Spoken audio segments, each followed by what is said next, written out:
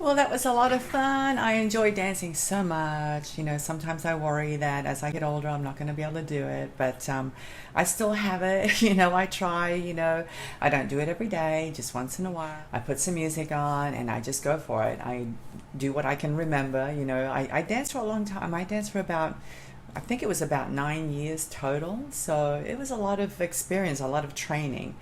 Anyway, guys, you see this beautiful necklace? Oh, yes, this is from the April Bargain Bee box. This is one of the necklaces that I made in that collection. And it has a whole bunch of check beads. You know, it's not all bargain bead box, but the nice thing about this necklace is that you get to use your bead stash. And that's what we're going to do today. We're going to dig into our beads and just grab whatever. There are no rules, okay? I'm not going to tell you what size or anything like that. It's going to be so darn easy. So anyway, let's go ahead and turn the camera around and we'll get started. Now, I don't know about you, but whenever I start a project, I have to have a clean workspace. So the first thing I'm going to do is remove my cat bed, and then I have to put this away because this is the leftover bargain bead box from May. I have a couple of things that I'm going to make with it still. There's enough beads here for a couple of more pieces. Maybe some earrings, maybe a necklace, I don't know yet. I have to decide. But I'm going to put it away for now, and I'll finish it later. And so let me go ahead and get a clean bead tray. Here's my bead tray, nice and clean. And here's the beautiful necklace that I was wearing a few moments ago. Okay, so let's talk about this. As you can see, it has a whole bunch of beads. Now, I didn't count how many beads are on this necklace, but I can tell you that it's a lot, okay? Just in this bottom piece alone, there are at least, I would say, probably 150 beads, okay? Now, what I've done, let me bring it up close. What I've done, as you can see, I've combined some beads. So like this one has three little 4mm beads, and this one has a 4mm and a 6mm.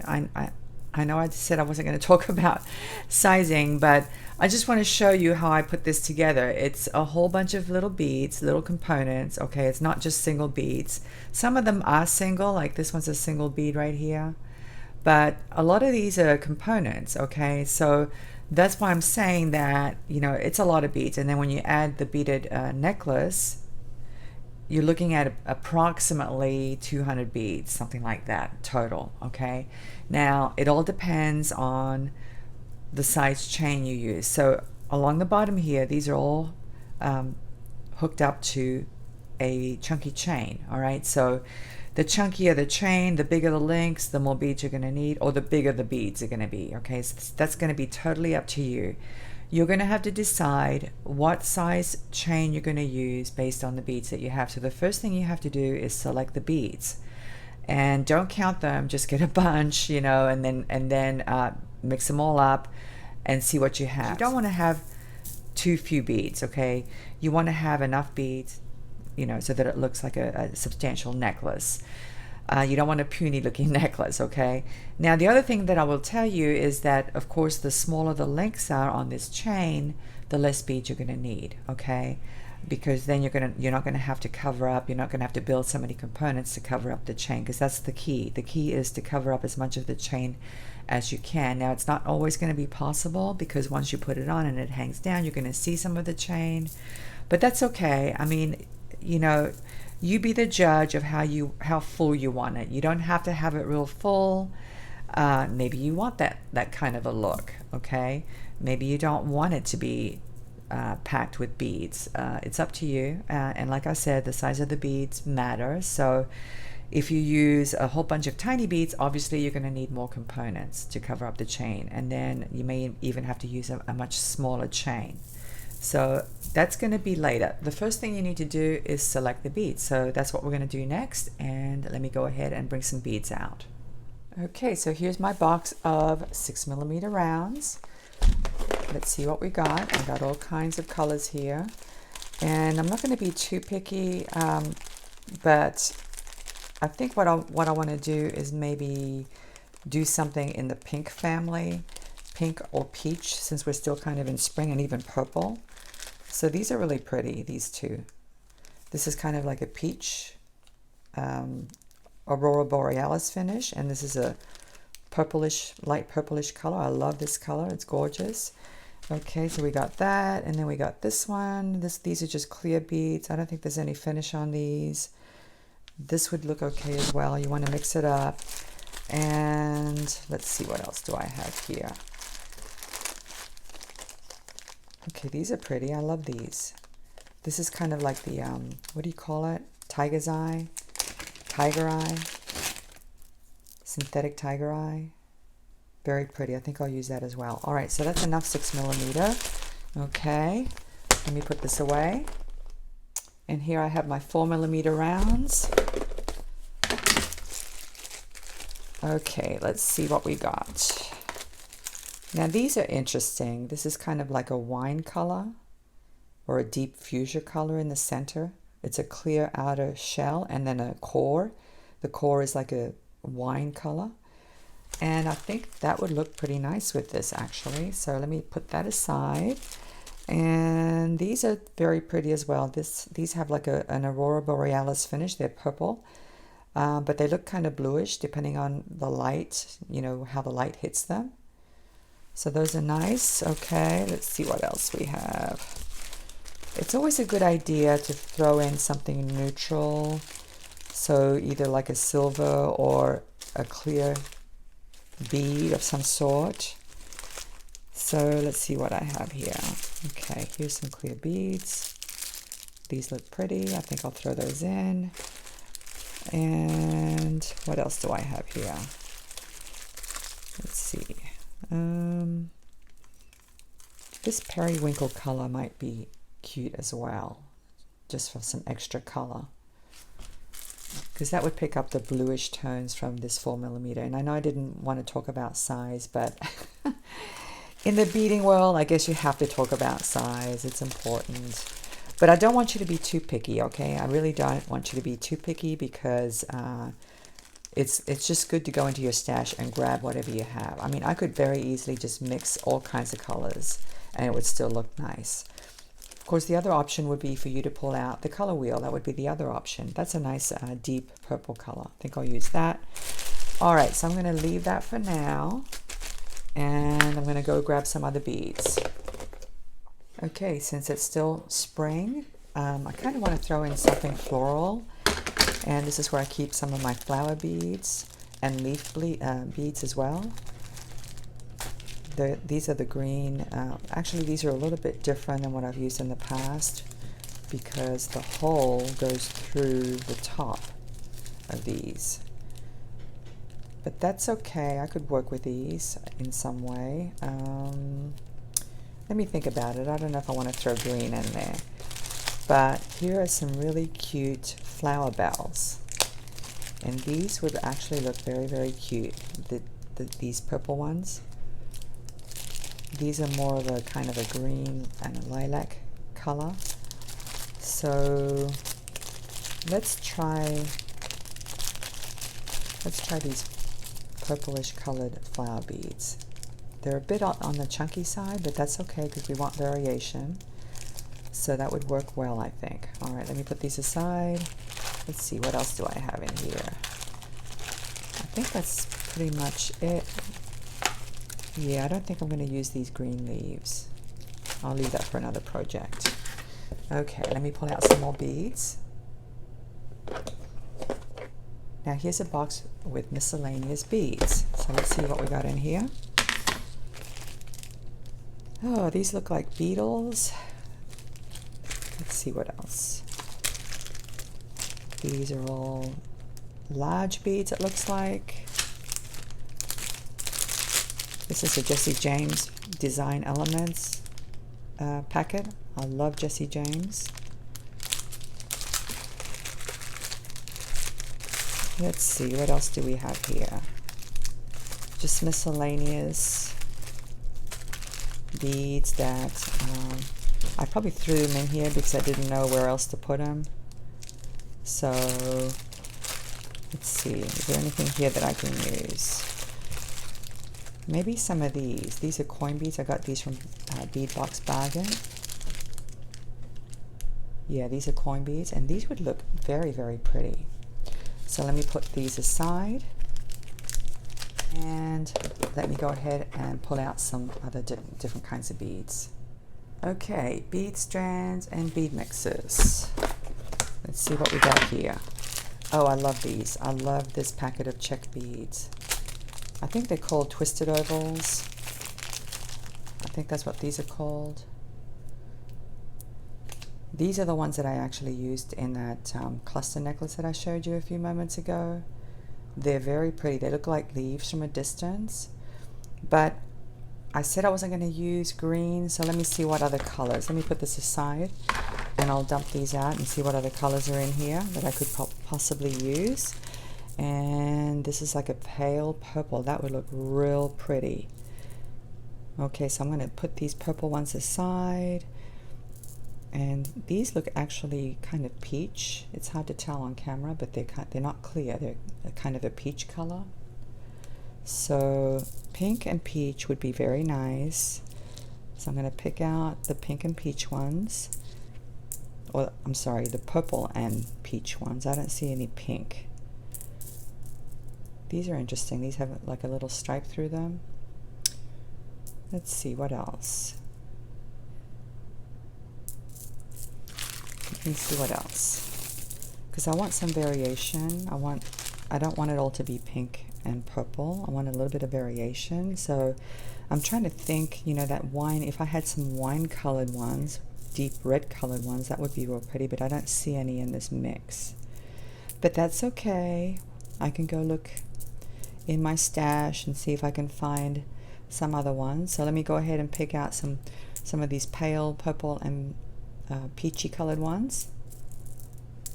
All right, so I picked 8 of these pale purple ones and 8 of the peach ones. So an even number, 8 and 8, because even though we're going to do something random, you know, when we distribute these beads, you want it to be somewhat evenly, you know, distributed. So if that makes any sense, I'll show you in a little bit. Let me go ahead and see if I can find some other beads. Okay, let's see what else we have. We got some pearls. We got this darker shade. Looks like a grayish tone. These are pretty, but I don't want to use these in this necklace. These look more like they belong on a bracelet or something. This is actually pretty neat. These are all clear, and some of them have AB finish on them. So I think I could probably use some of these for variation. So let me pull that out, and let's see what else we got. Fury, we got blue. I'm not using blue. I think that's about it in this box. So let me go ahead and go through this bag of tape. These are check beads as well, and I know there's all kinds of shapes and sizes in this mix, and these are lovely. I love these. They're oval beads as well, so let me grab a few of these. They're kind of on the large side, but that's okay. And let's see, I got 6 there, and then I have these other ones that have like a milky design in them, milky colored. So let me grab some of these as well. These are oval shape. Okay, so that's 6 of these, and I love these rectangular shaped beads, table cut beads. So I'm going to grab a bunch of these for variation, and I'm also going to grab some of these barrel shaped beads, faceted. These are really pretty, so I'll grab some of these. And then I'm also seeing some tiny teardrop shaped beads, so I'll definitely need some of these. So I'm using a lot of clear colors, which is okay because it's going to make the necklace look very springy for sure. Let me get some more of these larger barrel beads. And let's see what we have so far.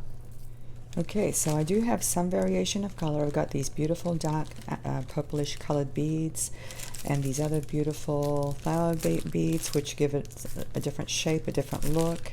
And then these other darker ones, and the peach colored ones, and the light purple with the AB finish. So I think there's a nice variation here, and it's going to make a very nice spring cluster necklace. Okay, so let's go ahead and move on to the next step. All right, let's talk about the findings. Okay, we're going to pull out some head pins, and we're going to pull out a piece of chain. Now this is a box that I got on Panda Haul. Okay, and these head pins, they're over a year old. Okay, I don't know exactly when I got them, but I know it was I think 2018. And they're still in great shape. They haven't turned in color at all. Now I do keep them in the storage, so that protects them against moisture. But as you can see, they're still in really great shape, very shiny, no spots on them, and they're very, very long. I love these. They're about at least 2.5 inches long. And yes, they're bent, but you know what? I don't worry about that so much because I'm going to straighten them out anyway. And I use head pins a lot for all kinds of things. I take the heads off and I make eye pins out of them. So it was really easy for me to go onto Panda Haul and get a bag of 2,000, and it was very cheap. It was under $15, I think it was. I don't know exactly how much, but I have left the link in the description many times. I can certainly leave a link for these. I don't know if they still have them, but the only problem is that now when you do buy from Panda Haul, it takes forever to get here because of the COVID. So, but these have really worked well for me. I love these. And I'm going to use head pins for this project because that's the look of the cluster necklace. Each one is attached with a head pin. Okay. Now mine are too hard. The metal is too hard for me to do any kind of wrapping. So I'm not going to do wrapping when I use these. And guys, you know what? This necklace is all done with simple loops, okay? None of them are wrapped, okay? As you can see, they don't come off, okay? No matter how hard I shake this, they're on pretty well. And the reason is that I use head pins that are made with very hard wire, and I make sure that the loops are very well closed. Okay, so there are no gaps at all when I make my loops. But if you feel more comfortable doing some kind of wrapping to secure each one, then by all means go ahead and do it. Maybe your head pins are thinner. Okay, if they're thinner head pins, say you're working with ones that are 22 gauge or 24 gauge, and they bend easily, you might want to wrap the components on instead of just doing a simple loop. Okay, I'm going to show you how to do it with a simple loop today because it's a lot quicker, but I may show you one using the wrapping technique. Okay, some people just feel more confident, like if you're selling it to a customer or whatever, you might want to do that, but I can tell you it's very time consuming when you're doing so many components. Okay, go ahead and move on to the next step. We're going to go ahead and select the chain, and here's where I keep my chain. This is a very, very heavy box. Now I don't want anything that's too big, okay? I don't want the links to be too big this time. I'm going to make the cluster necklace a little bit more petite this time. So let's see what we got. Maybe this size might be okay. Let's see how big this one is. I got these at Beadaholic. And I don't know what size these are, but they look a little bit smaller than what I used in my necklace. So I think this will work. All right, so let me go ahead and put this aside. All right, so you're also going to need a couple of cone-shaped bead caps. And they really should be on the narrow side. You don't want them to be very thick at the base. Okay. And the ones I used were like 6 millimeter. This is what I used. So these are 6 by 10, 6 millimeters wide at the bottom, and they're 10 millimeters tall. That's exactly what you want to use. Okay, something similar to that, something that's narrow. So you'll need 2 of those. And finally, you'll need a lobster claw clasp and some jump rings. These are 5 millimeters, and these are 4 millimeters. Okay, and by the way, I will put a list of all the materials down in the description. All right, so now that we have everything, let's go ahead and get started. I cannot wait. The first thing we're going to do is to cut ourselves some chain. All right, so for that bottom piece, the cluster piece of the necklace, you're going to need a piece of chain that's about 6 to 7 inches long. Okay, Don't be too precise because this is a no stress kind of a project, okay? I don't want it to be stressful. So that's one piece, and then you're also going to need, for the center, you're going to need another piece that's approximately 2 inches, something like that, okay? And then you're going to need 2 additional pieces that are smaller, about 1 inch long. Now these you should measure these because they need to be exactly identical. Okay, so let's see. How many links do we have here? We have about 7 links, okay? And by the way, these links, just to let you know, okay, how big these are, they're about 6 by 4, okay? So they're still relatively big. And like I said before, you know, you can actually use smaller links if you don't want to do so many drops, okay? Or if you want to use smaller beads, use smaller links. So you'll need 2 of these. So I'm going to cut myself another piece just like this. Okay, so I have my chain, my 3 pieces of chain, my longer piece, and some jump rings. So now I'm going to find the center of this long piece of chain, and the best way to do it is to get a head pin and thread it through the last link, and then thread it through the first link, let it drop, and figure out which link is in the center. My head pin so I don't lose it, okay? Check it to make sure, okay? Always check your links to make sure that they're even, all right? So that is, I'm gonna put it down, grab a jump ring, and let's open it up. Okay, thread it through that center link, just like this, and get your long piece of, the longer piece out of the 3, and thread it on, and then close it up. Now here's where you really have to make sure those jump rings are closed properly, okay? Check it from the top, check it from the side, feel it. Make sure that they're lined up exactly just right so that they don't open up. All right, so now I have that center piece hooked on, and now I'm going to attach the other 2. Okay, now here's where you get to choose where you want them. I usually just eyeball it, but I do measure, like if I measure 5 links out from the center, I'll measure 5 on that side. So that is important. And I think I'm going to put these, let's see, I'm going to put these maybe here. 1, 2, 3, 4, 5. So it's the 5th one from the center. So if this is your centered link, count 5 out. So 1, 2, 3, 4, 5. And this is where I'm going to attach this piece that you have. Okay, so now I have my chain attached, my chains, pieces of chain attached to the exact same size. Can you guys see that? That's what you want. All right, so now when I go to attach the 3rd one, it has to be on that same side. So I'm going to count 5 links. 1, 2, 3, 4, 5. And this is where I'm going to hook it up. Okay, so it looks like everything's hooked up correctly. 1, 2, 3, 4, 5. 1, 2, 3, 4, 5. All right, so that's the first step. That's pretty easy.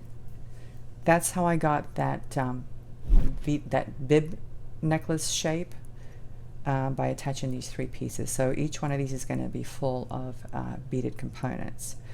All right, so now the next step is to grab the larger beads. Okay. And you're going to place them down kind of randomly and kind of distribute them so that they're evenly distributed. Okay, you do want that. You want even distribution of all the shapes and colors. You don't want it to be too heavy on one side or too light on another side, or to have all of the colors on one side and not the other side, if that makes any sense. You want it kind of, you know, distributed evenly. So that's the next step.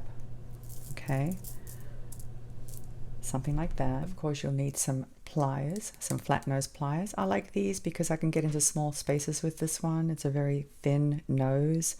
These are by Xuron, and these are my Lindstrom, my favorite beloved Lindstroms. I love these. And of course, you also need some nylon coated pliers so you can straighten out your head pins. And then finally, you'll need one of these beautiful one-step looper tools. That's right. If you don't like the one-step looper, well, you may not want to watch this video because I'm going to be using this one for all of the components. Okay, this one's a 1.5 millimeter inner loop. Okay, if you're interested, it's by, I think it's by Beadsmith. I'll leave a link below. Okay, so we're going to get started, and I do have some tiny 4 millimeters here, and the reason I have these is because I'm going to pop them inside these flower bell beads. So very simply, get your head pin, and if it's bent, don't panic, just straighten it out with your nylon coated pliers.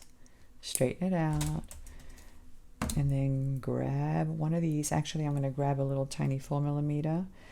Oh, the other thing I wanted to mention, whatever head pin you use, you want to make sure that it fits through the hole of your beads. Okay, some beads have very, very tiny holes, so you need to make sure before you get started, you don't want to lay everything out and then find out that your beads are not fitting on your head pins. So that's important. Okay, and then once you have that, then you're going to thread on, if you're using these flower beads, you're going to thread it on like that so it looks like a little flower. And then using your one-step looper, you're going to thread it through, and the one-step looper has a hole, okay, through that side. Thread it through, push it down, but don't push it too close because it might shatter the bead when you go to close the jaws. Okay, the jaws may shatter the beads. So thread it through, squeeze it, and then before it closes, twist it so it doesn't, so the jaw doesn't shatter that bead. Can you guys see that? So the one-step looper actually trimmed the pin for me. It's very convenient. And this is what you should have. And I always come in here with my pliers and I straighten it out. And the other thing that I do sometimes, if the loop isn't closed, I'll close it with a pair of crimping pliers as well. Okay, just do it very gently. And that's pretty much it. So get all of your large beads and do the same exact thing. Thread on your head pin onto each one of the large beads. Let me show you this again, okay? So you want to thread it through this way. Make sure it goes through the hole. Bring it up close to the jaws. Squeeze it. See how it cuts it off? And then before the jaws close, twist it, bend the pin a little bit, and then close it. And that's what you should end up with, okay? There is a learning curve when you're using the one-step looper. Okay, there is a learning curve. Now, if you're not using a one-step looper, that's okay. You can still do this, okay? For those of you who are old school, and there's nothing wrong with being old school. I think it's great. It's a good idea to do things the right way, okay? I'm just a little bit on the lazy side, so I like things easy. So this is what you would do, okay? If you are old school, kink it, and then you're going to trim the pin. Let me get my cutters. Trim it off. And get your round nose pliers, and then twist that loop around so that it closes, and there you go. Okay, so however you want to do this, it's going to be totally up to you, your choice. All right, so you're going to do that with all of your large beads. So I'm going to go ahead and do that, and I'll meet you back.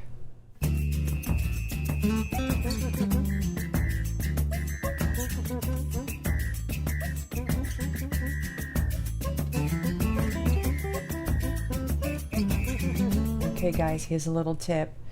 If you want things to move along quicker, do them production style. Thread all your beads on first before you cut them or loop them, because I promise you it'll go a lot quicker and we have a lot of beading to do. So that's just a little tip. Carry on.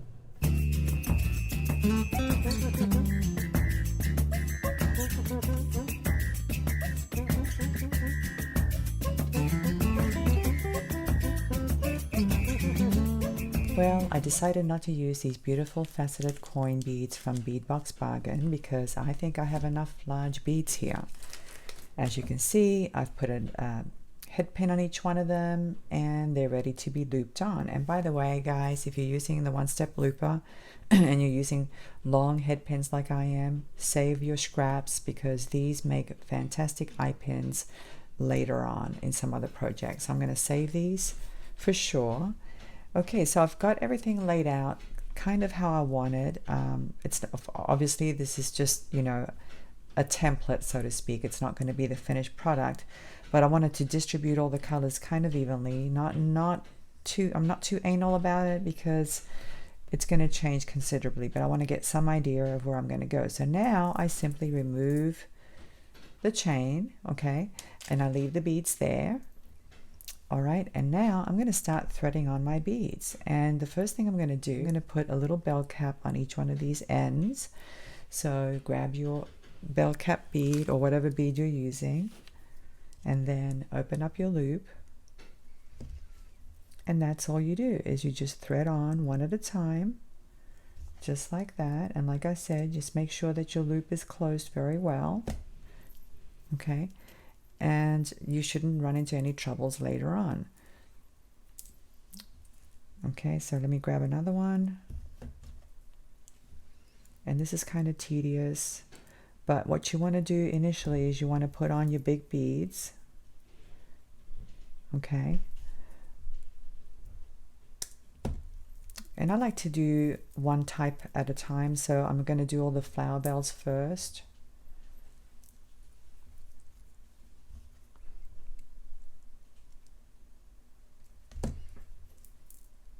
And this is one of the reasons I use the one-step looper tool. It's just very time consuming to put on so many components. Put on your larger beads first. So pick a spot anywhere on your chain and just keep adding beads wherever you think you need to add a bead. And it's very easy because initially, obviously, since the chain is empty, you can put your beads anywhere. You just want to make sure that they are evenly distributed, okay? I know I keep repeating myself, but you want them to be evenly distributed, but still have it be like a random kind of a effect, if that makes any sense. Maybe a good word to use would be balanced. You want it to be balanced. That's what you want. You want your beads to be balanced in terms of shape, color, and sizes throughout the entire cluster necklace. Now, sometimes it helps if you just put down your piece and just put it down and look at it. Give it a good look to make sure everything's going on evenly. Take a look to see how well distributed the beads are. Okay. And kind of do it like that. And by the way, you can put them on any side of that link. It doesn't have to be, they don't always have to be beaded on the same side. Okay. Now that we're doing the cluster, they should be randomly placed on each link. And I wanted to show you this plier as well. This is a really good one to use for this kind of work. It's a tapered nose plier, as you can see. It has a very thin tip, so that makes it easy to get into small spaces as well.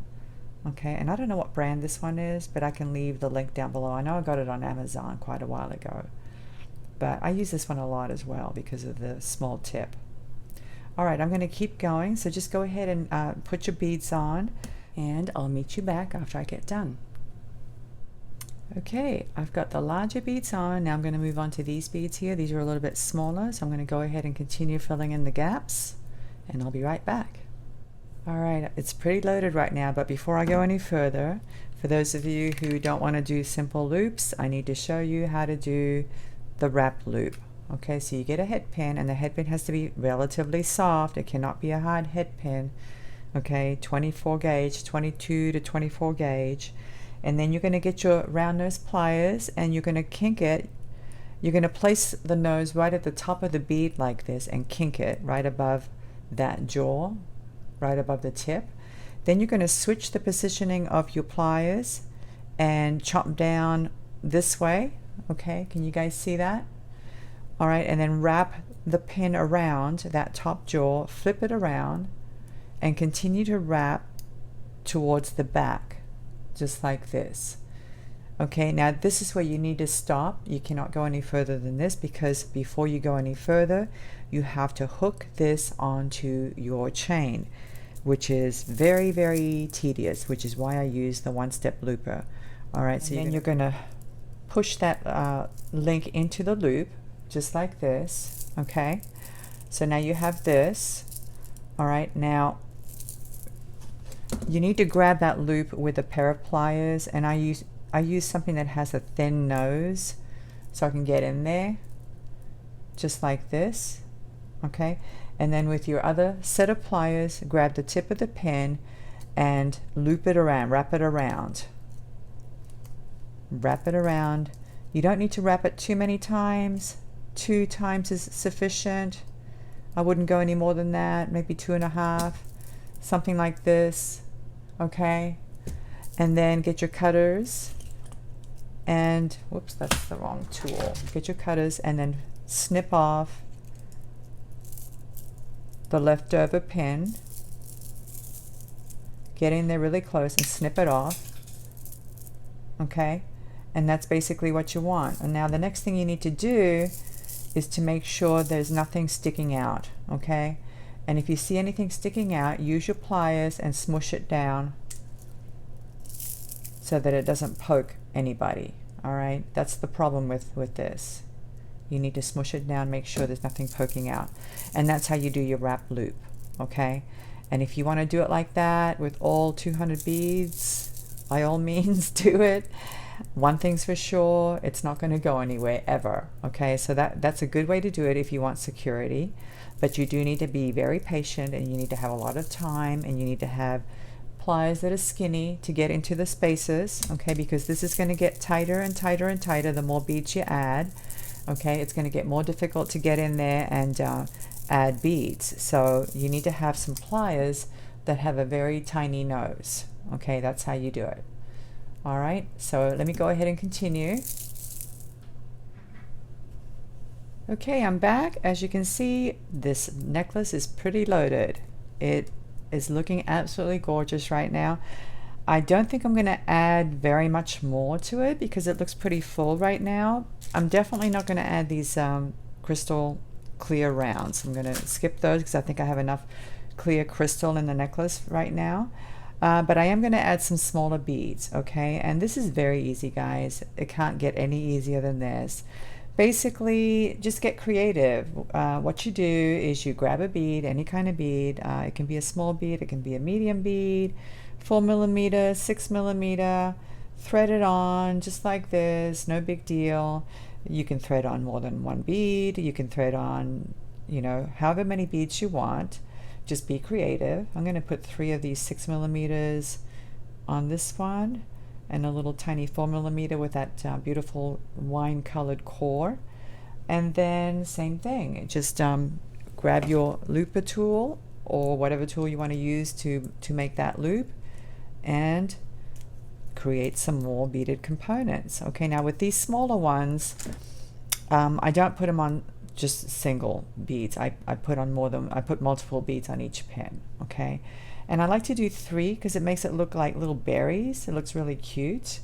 Any color, you know, I mean, any color variation, any amount of beads. You're the boss. You're the creator of your own universe.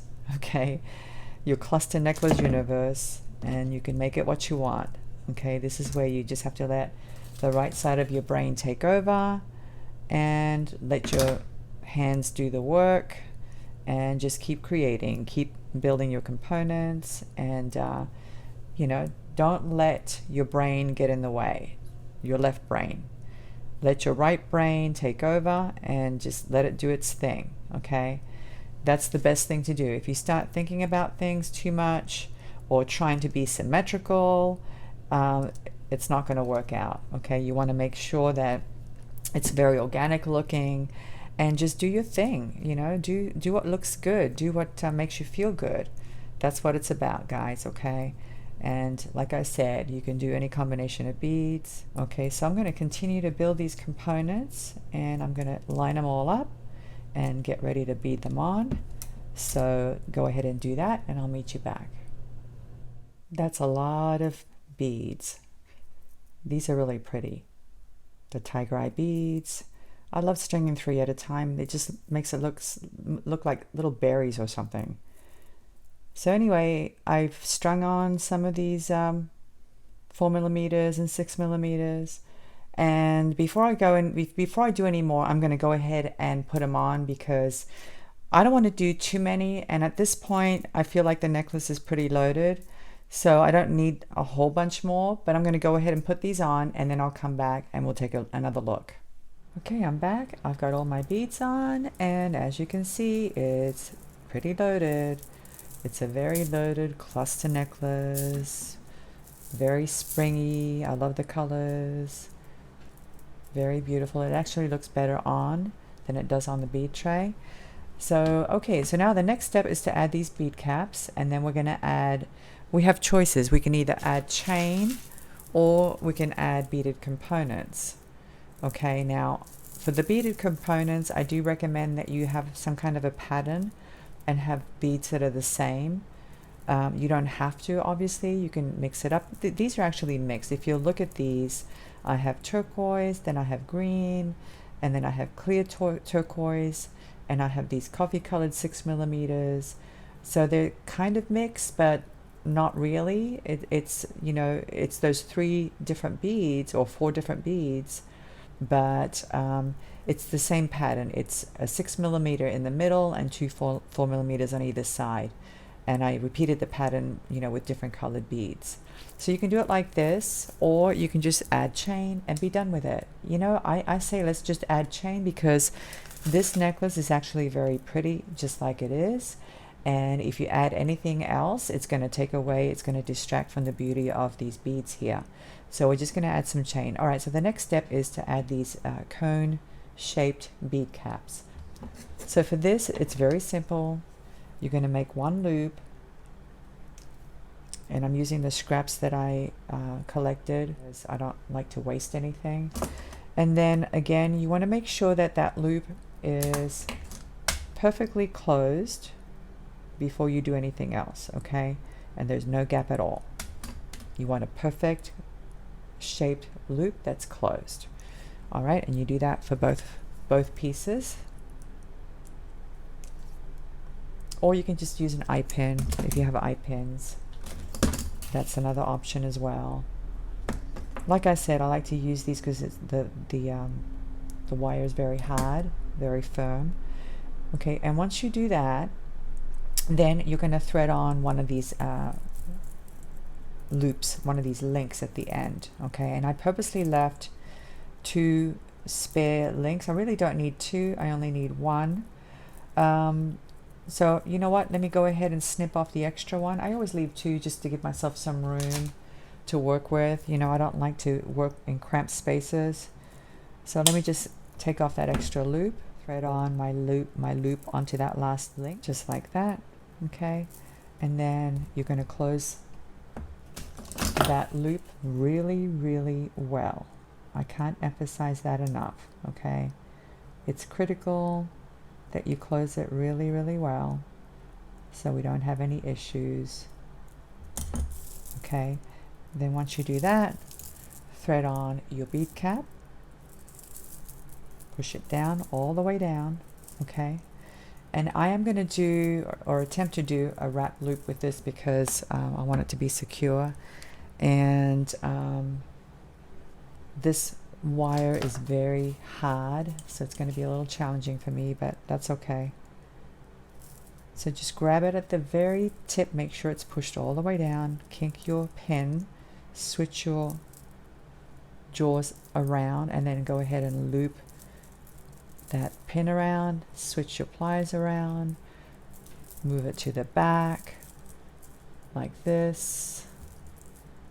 Okay, and then I always grab it with a different kind of plier right at the end to give myself plenty of room to do that loop. And like I said, it's a very hard wire, so it's going to be challenging. But you know, just take your time. Take your time when you're doing these wraps. Don't rush it because it's not worth it. And just loop it around a couple of times. And since it's very hard wire, you really don't need too many wraps. Okay, once you've got all your wraps made, go ahead and snip off the excess wire. And of course, tuck in any sharp ends that you see. Okay, that's important. And that's one side done. And now we're going to do the other side the same way. Okay, and that side is done. And now all we have to do is hang the chain. So let me go get the chain. Alright, I have a piece of chain here, and this is how I do it. Okay, this piece is fairly long. I don't know how much chain I'm going to need just yet, so we're going to figure that out. Okay, so get your chain, put it down, get your jump rings. I have some 4mm jump rings and one larger 6 or 5. I think it's 5 actually. Okay, so what we're going to do is very simple. Okay, so get a small jump ring, and then you're going to open up your jump ring,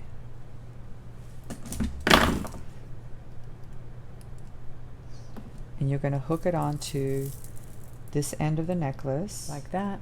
Okay, and then get your chain, hook it onto the jump ring, and then close it up.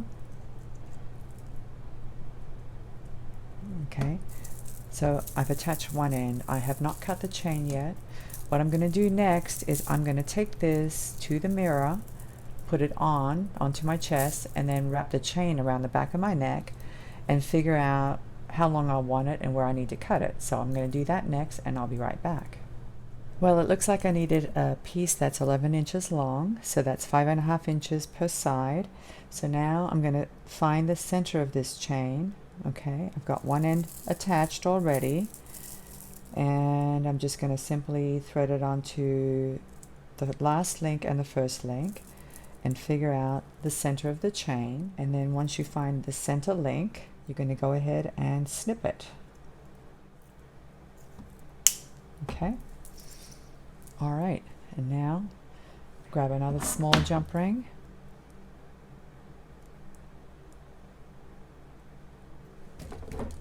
Open it up, hook it onto the other end of the chain that you just connected,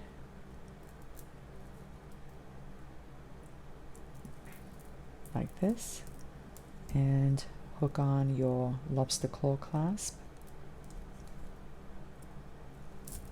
and close up your jump ring. Okay. All right, and now let's go to the other side, the other end. You guys have done this before a million times. I know some of you have. Maybe the beginners haven't, but I'm just going to go ahead and go through the steps since it doesn't take that long and it's not too boring. Hook up that end, and now the only thing you have to do is connect the large jump ring, which I like to use 5mm. Okay, and close it up really well. Okay, and I think we're done. That's the necklace, guys. There it is. It's very pretty, and I can't wait to put it on. So that's what I'm going to do next. I'm going to go ahead and put this on, and I'll come back and model it for you. Well, guys, what do you think? Don't you love this necklace? I love this design. It's very spring-like. I just love it. And the best part about it is that you get to use your beads. So go into your bead stash, get them out, put something together. You know, don't be too picky. Just put put something together that looks good and looks attractive. And I guess if there's any other tips that I can give you is that, once you put your necklace together, put it on and see how it hangs, and you might have to rearrange some of the components so that it hangs right. That's what I had to do. So anyway, guys, I hope you've enjoyed today's tutorial. I hope I've inspired you. Go out and make your own necklaces, and thank you so much for watching, and I will see you next time. Bye.